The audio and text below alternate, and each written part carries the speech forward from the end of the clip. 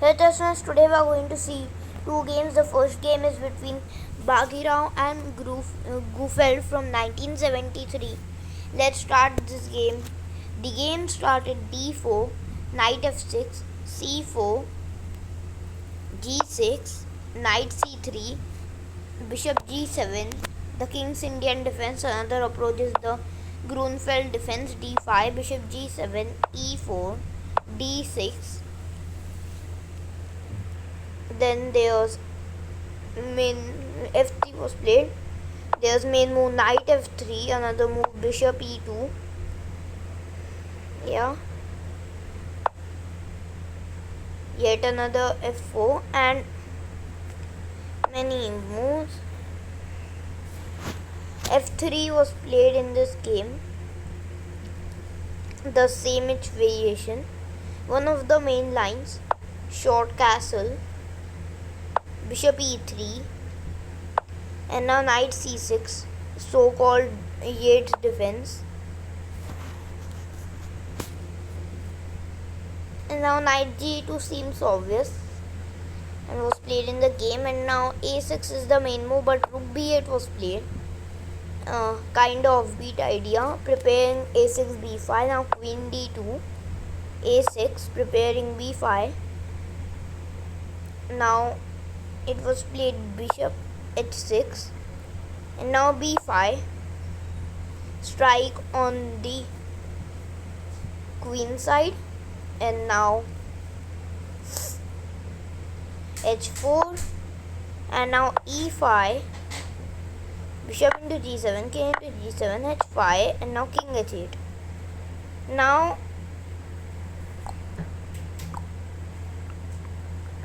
the thing is that the king is safe, but still a little bit vulnerable because of the absence of the g7 bishop. Yeah. Now ideas like g6, fg6 seem to be hovering over the place, but the thing is that there's nothing much happening here. Yeah. The Indian's fourth best move is it's Indians are still better for white, but nothing great like concrete happening with the king side. So after king h8, what should you do? Knight d5 was played in the game, and now b into c4, taking the free pawn, h into g6, f into g6,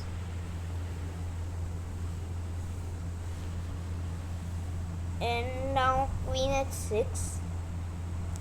Yeah, simply. And then here was played knight h5, blocking the fire. Now g4, it may seem like okay, the knight has to move, but no, we play rook into b2. Oof. This was complete sacrifice. Brilliant move. He just sacrifices the knight for a pawn, and now g5. You need to see this, or else you'll discard rook into b2. You need to see this g5, or else it seems like the attack is coming, but no, it suddenly stopped. It suddenly stops after this amazing resource of g5 and rook into b2. Now you may not feel in accordance, but after g5 the position is equal. Yeah, the position is equal. Seriously, it's here equal according to Mr. Engine, but it's But matters are still not over. It's very complicated, and now g4 had to be played. You will ask why, and it's a very good question. Well, now the thing is that if you just play any other move, like let's say rook f7, now the g line is open, that's the fault. Now pieces can come through the g file. Rook into f3 is also good move, but g4 simplifies everything. g4's idea is that when you take here, now this g line is closed and this f line is open, so that's kind of bad for white. Yeah, it's like minus 1.3 here, which kind of good. Okay, minus 0.3. It's gaining depth. It's seeing knight into d4, long castle, rook into e2, kinda. Oops.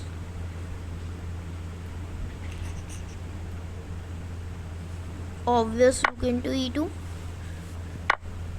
Now, yeah, and now takes. It's saying it takes, and black's better because white's king position is completely destroyed on the queen side, and black has a bishop and 2 pawns for exchange. So that's why black position is completely winning. Though it may not be easy to convert this advantage, but still, it's like we can say it's significantly better to be with clarity. Rook into a2, and now knight f4, and good move, sacrificing it. And now black had to take the bait, knight into f4, and now engine tells this move as a blunder and says that bishop into c4 is the best move. And now the positions minus 0.3. Bishop into c4, it says equal. Now it says rook a1 check, king b2, rook into d1, rook into d1, rook g8, and this is unclear but still quite playable for both sides. But knight into f4 was played, which is the biggest mistake. Rook into f4, queen into f4, and now c3. Yeah, firstly, rook into f4 deserves 2 asymmetry. Queen into f1 and a c3 deep move. Now there's knight b4 and rook a1 threat. Bishop c4, rook a3, rook a4 would lead to very subtle. Rook a3 is the only move to keep up. If you play something like rook a4, it is bad because of queen f7, and now it's equal. You can't do anything. Now knight b4, king b1, c2 check, king b2, c into d1 is equal to whatever, rook into d1, and now it may seem like you are a piece and pawn up, but no, that's not the case, because after h4, h6, f into g4, and white's kinda good here. Like black's king is shattered, and now rook f1, rook f6 is coming, so engine says it's plus 0.1. We don't want this. Rook a3, very precise move. F into g4, knight b4, king b1, and now bishop e6 double asymmetry. Thing is that white's attack is coming very fast. Only move to keep up the advantage. Every other move fails, and some move even win for white, like c2 check. Very obvious move fails, and white's plus 0.2 in it. Thing is that we need to clear this b file for the queen. It's obvious, but we need to do this with tempo. White's attack is coming very fast. Like white can just play like something rook f1 and queen f8, and it's over. You are lost. So that's why bishop e6. Now it's cutting the bishop, it's attacking the bishop, So bishop into e6 was played. Now the thing is that knight d3 needs to be played before queen b8. If you play queen b8, now it's made. Yeah, you can lose the game within one move. So knight d3 had to be played. So you need to follow these up with ultra precise moves. And now for queen f7, now queen b8 check, bishop b3 takes, king c2, knight b4 check, knight d5 check, queen b2 check, queen b5 check, queen e2 check. And here very nice geometrical mate. Actually here after queen b5 check, white resigned. Thing is that here let's add the result 0 dash 1. Now here white resigned cause if you play king c2 only move, queen e2 check, king b3, queen b2 check, king c4 and queen b5, very nice geometrical mate. So this was the first game. Let's go to the next one. Next game is between Bagheera, Nesmedino and Chernikov from 1962. Let's start the game. 1-0. Okay, Nesmedino was white and Rashid Nesmedino, one of the most creative players of the 20th century. Yeah, 20th century. So here it was played. You will, e4, the home of all attacking players, and also some positional ones. c5, knight f3, knight c6, d4, c d4, knight d4, g6. Black goes for the Sicilian accelerated dragon. Knight c3.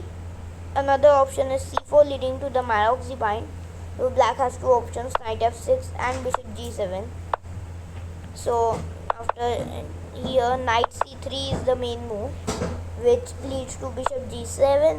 Actually in the top level c4 is more played, but in amateurs knight c3 is mostly played. And bishop g7, bishop e3, knight f6 and now bishop c4. f3 is dubious because of d5. Yeah, it leads to there's d5, there's some queen b, no wait, not queen b6, there's a short castle, and then when you play like bishop c4, now queen b6, and it is bad for white. And if you play here g4, then there's d5 move, but there's also queen b6 move, which leads to bad for white. So that's why f3 move is not good here. Bishop c4 is the best move. Bishop e2 are lines where black reaches equality at least. So bishop c4 is the main move where there's fighting games, short castle, and now important nuance, bishop b3 is the main move. Now if you play f3, then there's queen b6 and you reach the setup with f3 where white's not good after like bishop b3, knight g4, and white structure is kind of spoiled. So that's why f3 is not good. Bishop b3 is main move. And now knight g4 was played in this game. Here rook e8 is the best according to the engine and most interesting to play. That's what I play in this position. So knight g4. Actually there are a couple of options, d6, d5, a5, queen a5. There's d6 move, queen a5 move, a5 move, e6 move, and few other moves, but rook e8 is objectively survived the test of time. So knight g4, queen into d4, into g4, knight into d4, short castle, queen a5, and now queen h4 was played, bishop f6, and now what will you play? Pause the video and find the move. The move is the amazing sacrifice. queen into f6. People did not believe their eyes when they saw this sacrifice. Queen into f6, what a move. Thing is that knight e2 check, very important move, had to be played. If you take here, the knight take with tempo on this pawn, and once this pawn falls, black's gone. So this is plus for white d6, knight d5, rook d8, and once you take, the position like significantly better for white. Black has to be very careful not to stumble in any traps, and well, like seriously, white's winning here. And not winning, but very close to winning. You can't do anything. So knight e2 check, very important move had to be played. Knight into e2. Yeah. And now e into f6. Knight c3, rook e8, bishop d4. Well, first knight d5, rook e6, bishop d4, king g. Wait, what the? Okay. King g7. Yeah. Now rook a d1.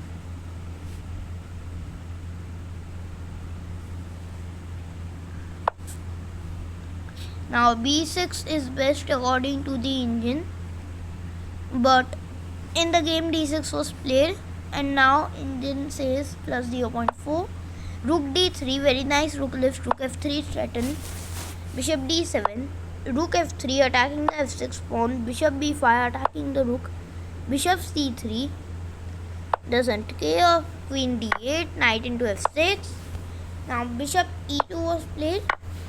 Knight into h7 check, king to g8, rook to h3, just sacking the rook, but here black's doomed, because after f4, now if you play rook h5 is the best move according to the engine, and now knight f6 check is played, king f8,